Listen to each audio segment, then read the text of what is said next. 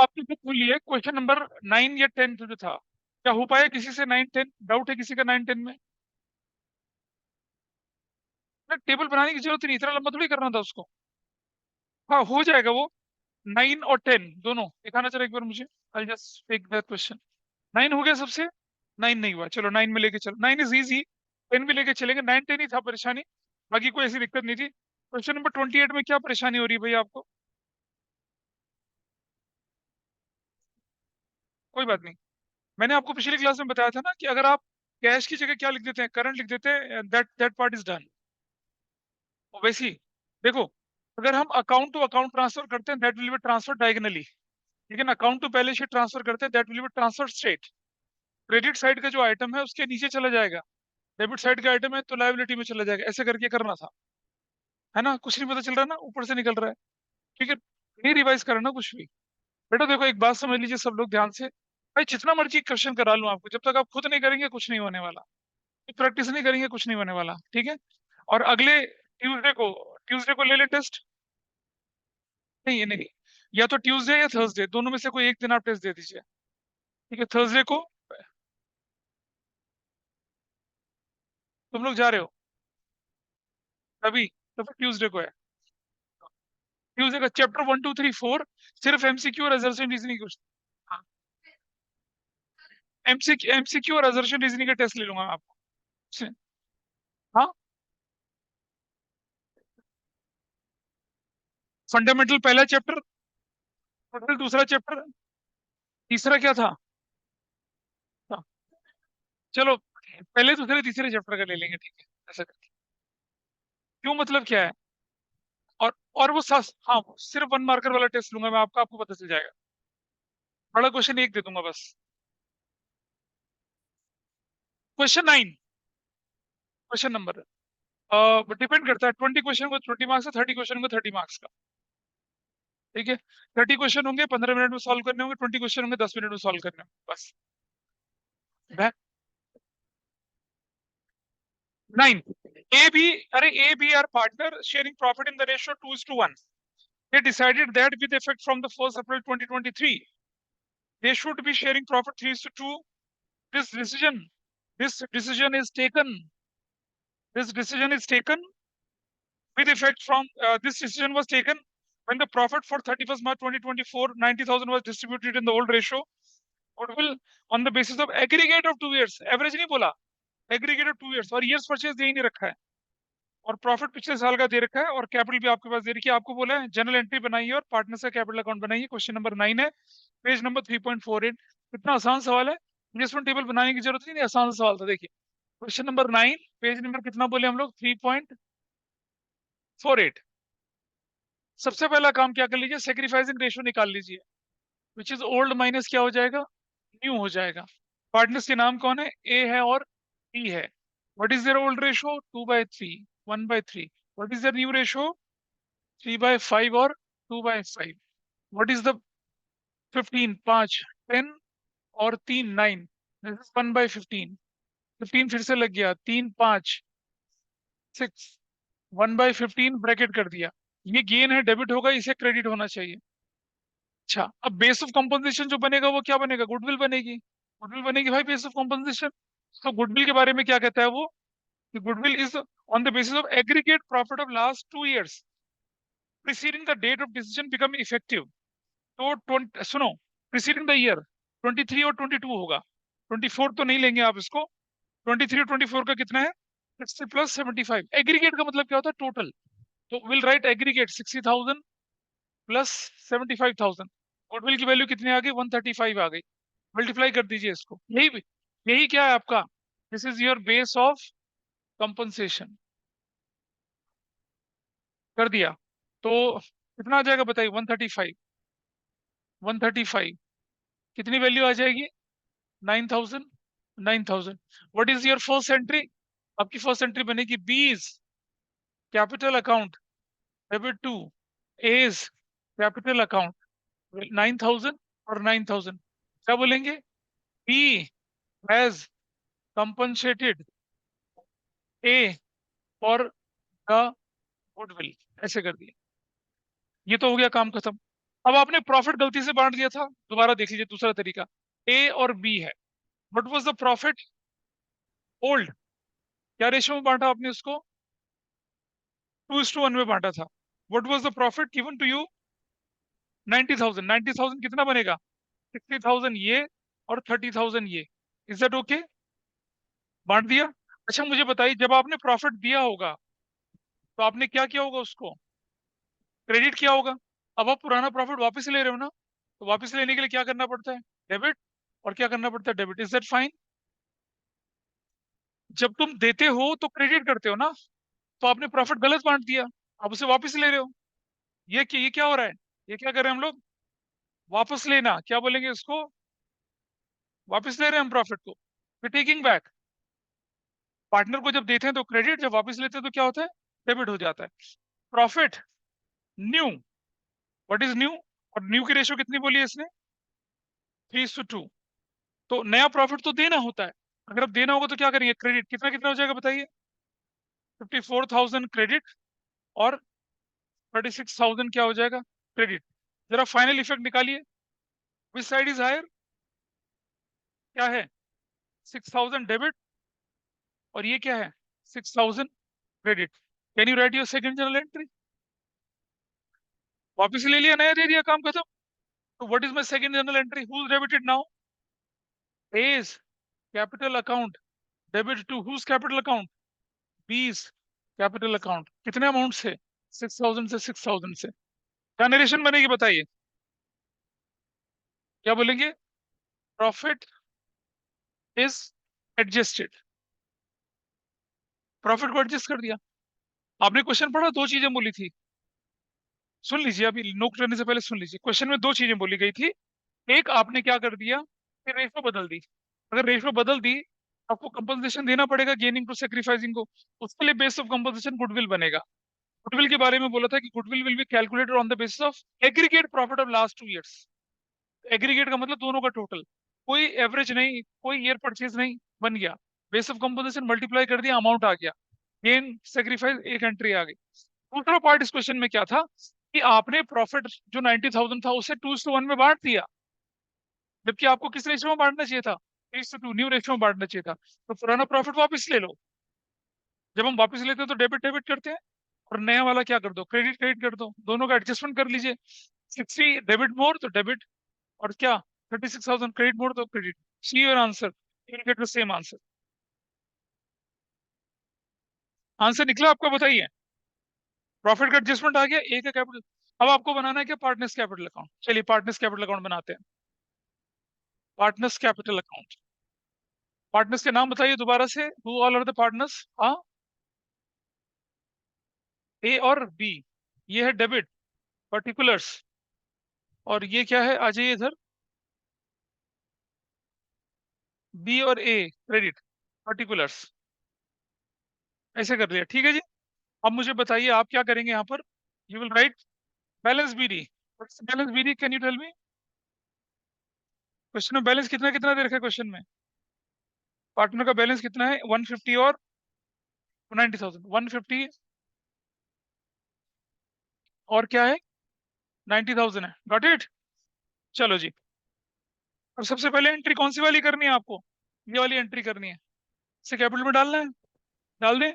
Now see, B is capital is on debit है, समझिए, जिन्हें लेजर पोस्टिंग नहीं आती है वो प्लीज समझिए। बी डेबिट साइड में है, तो लेजर पोस्टिंग डेबिट साइड में जाएगी, किस नाम से जाएगी, अपोजिट के नाम से जाएगी। तो यहाँ लिखूंगा मैं क्या, ए इज कैपिटल। ये लेजर का रूल है, अगर यहाँ ए कैपिटल लिखा है ना, ए के कैपिटल में कभी नहीं आएगा वो, तो किसके अकाउंट में जाएगा, 9,000 इसके अकाउंट में जाएगा। This part is done. A का capital is on credit side, ledger posting किस नाम से, बी इज कैपिटल के नाम से, बी इज कैपिटल। बी के नाम पे कभी नहीं जाएगा, कितना, 9,000। This part is done. फिर से ए का कैपिटल डेबिट साइड, अब की बात, तो यहाँ लिखूंगा ए का कैपिटल डेबिट साइड किस नाम से, बी इज कैपिटल के नाम से। बी इज कैपिटल है तो बी के कैपिटल में नहीं आएगा, कितना, 6,000 यहाँ आ जाएगा, ये वाला पार्ट हो गया। और बी का कैपिटल क्रेडिट साइड किस नाम से जाएगा, ए इज कैपिटल। ए का कैपिटल क्रेडिट साइड में जाएगा, ए के में नहीं आएगा, कितना जाएगा, 6,000। और तो कुछ नहीं था ना क्वेश्चन में, ट्रीटमेंट ऑफ गुडविल हम कर ही चुके हैं, और रिजर्व रिजर्व कुछ नहीं था शायद। प्रॉफिट भी तो है, नहीं, प्रॉफिट है, प्रॉफिट का तो एडजस्टमेंट कर लिया हमने। चलिए करते हैं इसको। So this value is what? 96,000। This value is what? 159। This value is what? 159। This value is what? 96,000। क्या बनेगा आपका वैल्यू यहाँ पर? बैलेंस सीडी कितना बनेगा? 153,000। और कितना बनेगा? 87,000। ये आपका आंसर हो गया क्वेश्चन नंबर 9। ठीक है जी, सब समझे इस बात को? क्वेश्चन नंबर कौन सा हो गया अब आपका? ये 9 हो गया। नींद आ रही? कोई बात 10 पे आ जाइए अब आप। हाँ, इसे नोट कर लीजिए, फिर मैं 10 पे लेके चल रहा हूँ। क्वेश्चन नंबर 10 में आपके पास ना एक जनरल एंट्री दे रखी है, फिर बोला था कि निधि, वृद्धि और काव्या। इट सेज निधि, वृद्धि और काव्या, ये तीनों लोग क्या है? आपके पार्टनर्स हैं। रेशो कितने इनकी? 2:2:1 रेशो है। This is it says. वो कहते हैं कि ये ओल्ड रेशो है। ये कह रहे हैं न्यू रेशो इनकी 1:1 जानी चाहिए। यही तो बात है। नहीं, नहीं, न्यू रेशो तो दे ही नहीं रखी है आपके पास, कुछ नहीं दे रखा। न्यू रेशो तो इनफेक्ट निकालनी है। अच्छा, एक बात बताइए मुझे, अगर आपको न्यू रेशो निकालनी है, ध्यान से सुनना, न्यू रेशो निकालनी है, न्यू रेशो नहीं बोलूं बल्कि बोलूं मैं न्यू शेयर निकालना है अगर मुझे, तो मैं क्या करूंगा? Old share minus sacrifice, sacrificed share, ऐसे, है ना? या दूसरा तरीका क्या हो जाएगा? New share is equal to what? Old share plus gaining share. Is that okay? अगर आपका न्यू शेयर कैसे बनेगा? आपके पुराने शेयर में से अगर मैं सेक्रीफाइस माइनस कर दूंगा, न्यू शेयर बन जाएगा। या अगर आपके पुराने शेयर में मैं गेन जोड़ दूंगा तो नया शेयर बन जाएगा। इतना ही तो है बस। ठीक है। अच्छा, अब जर्नल एंट्री में जिस व्यक्ति को हम डेबिट करते हैं, वो गेनिंग होता है, सेक्रीफाइसिंग होता है? बताइए। ये सब समझ रहे हैं? तो गेनिंग शेयर कितना? 3/25 और 2/25। और सेक्रीफाइस शेयर कितना है जो क्रेडिट वर्क है? कितना? 5/25। This is fine with everybody. इस इक्वेशन से पता चल गया आपको? अच्छा, अब मैं लिख रहा हूं। सबसे पहले हम पकड़ लेते हैं किसको? निधि को। निधि, निधि का निधि का निधि निधि न्यू शेयर कितना होगा बताइए? व्हाट इज निधि का ओल्ड शेयर? 2/5। निधि तो इधर नहीं आएगी ना, निधि इधर आएगी। निधि न्यू शेयर कैसे बनेगा बता? निधि का ओल्ड शेयर कितना है? निधि का 2/5 प्लस गेन कितना हुआ निधि को बताइए? 3/25। 3:2 नहीं, प्लीज अंडरस्टैंड। मैंने आपको बोला कि आपको गेनिंग शेयर जोड़ना है, गेनिंग रेशो नहीं जोड़नी है। There is a difference. अगर मैं गेनिंग रेशो बोलूंगा तो 3:2 हो जाएगी। 3:2 मतलब 3/5 2/5 बिल्कुल नहीं। मैंने आपको जब चेंज इन पेशा शुरू करवाया तब मैंने बोला था ना कि गेनिंग शेयर बोलिए, गेनिंग रेशो मत बोलिए। अगर आप शेयर बोलेंगे तो ये आंसर ठीक निकलेगा, रेशो बोलेंगे तो गड़बड़ हो जाएगा। बेटा देखो, 3/25 और 2/25, ये देखिए यहाँ पर 3/25 और 2/25। What is gaining ratio? 3:2। अब मैं गेनिंग रेशो लेके चलूंगा तो कितना होगा? 3/5 और 2/5 हो जाएगा ना। ये थोड़ी लेके चलना है, हमें गेनिंग शेयर लेके चलना है। तो व्हाट इज गेनिंग शेयर? 3/25। इसके अकाउंट में कितना जोड़ेंगे? 3/25 जोड़ेंगे। क्यों जोड़ेंगे 3/25? जनरल एंट्री में देखिए लिख रखा है। जनरल एंट्री देखिए, ब्रैकेट में लिखा है। Everybody is clear about this? Online offline बताइए। नाव्या या जय वीरू, ये बाकी लोग? Yes, is it sir. Okay? तो let us take the LCM. 25 LCM हो गया 5, 10 प्लस 3, 13/25 सर्कल कर देंगे इसका। निधि का नया शेयर आ गया। अब बच्चा कौन बचा है? Kavya. काव्याज new share, काव्याज new share. तो काव्या का पुराना शेयर कितना था भाई? 1/5 प्लस, और उसको कितना शेयर मिला था? 2/25। फिर 25 एलसीएम लग गया, 5 प्लस 2, 7/25। This is done. इसके नए शेयर निकल आए निधि और काव्या के। अब चलते हैं सेक्रीफाइस बंदे के पास। ये सेक्रीफाइस बंदा कौन है? वृद्धि। वृद्धिज न्यू शेयर कितना बनेगा? ओल्ड शेयर 2/5 माइनस वृद्धि ने कितना सेक्रीफाइस करा था? 5/25, 5/25, 25 एलसीएम 5, 10 माइनस 5, 5/25 सर्कल कर दिया। Got it? अब देखिए जरा, निधि इज टू वृद्धि इज टू काव्या, क्या निकाल रहे हैं हम लोग? न्यू रेशो निकाल रहे हैं, न्यू रेशो। निधि का कितना शेयर था? 13/25। वृद्धि का कितना था बताइए? 5/25। काव्य का कितना था शेयर बताइए? 7/25। What is your LCM? 13:5:7। That's your new ratio. Question number कौन सा था ये? 10। इस तरह से होना था question number 10। I hope it is clear. Nishita, ये बाकी लोग कुछ तो समझ में आया क्या करा है? Yes sir. तो आपको ध्यान रखना है कि गेनिंग रेशो और गेनिंग शेयर में फर्क होता है। इसका इसका डिफरेंस आपको पता चलेगा जब मैं आपको एडमिशन कराऊंगा। उस समय मैं एक क्वेश्चन और दूंगा ऐसा, तब आपको और अच्छे से समझ में आएगा। तो दिस इज डन। अब आ जाइए क्वेश्चन नंबर 25 पे। क्वेश्चन नंबर 25, इसमें भी दिक्कत थी किसी को? हाँ जी।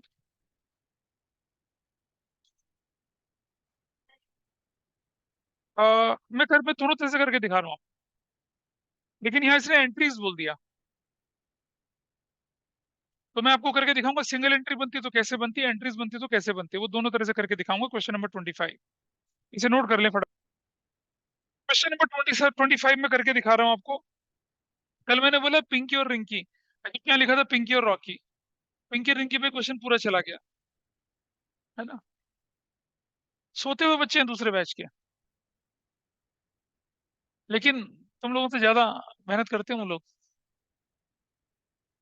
क्वेश्चन 25 है, पेज 3.2552। ऐसे क्या लिखा है यहाँ पर? पिंकी एंड रॉकी पार्टनर से 3:2 की रेशो में चलते थे, तो पहले इनकी सेक्रीफाइसिंग की रेशो निकाल लीजिए। ओल्ड माइनस न्यू कर लिया। वी हैव पिंकी और we have Rocky. What is the old ratio? और 2/5। आगे क्या कर रहे हैं हम लोग यहाँ पर? हाँ जी, 1/हाफ और हाफ। 10 एलसीएम ले लिया, 10 एलसीएम ले लिया, कितनी वैल्यू आ गई? हाँ,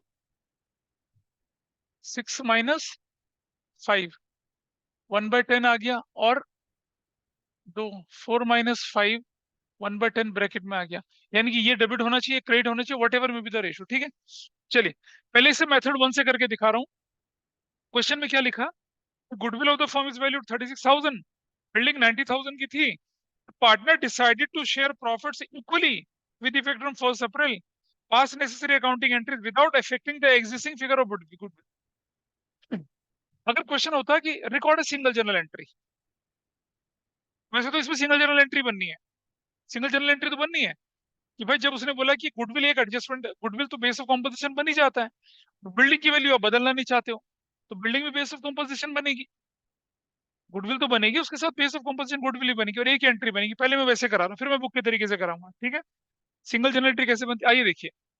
base of compensation, base of compensation क्या बनेगा?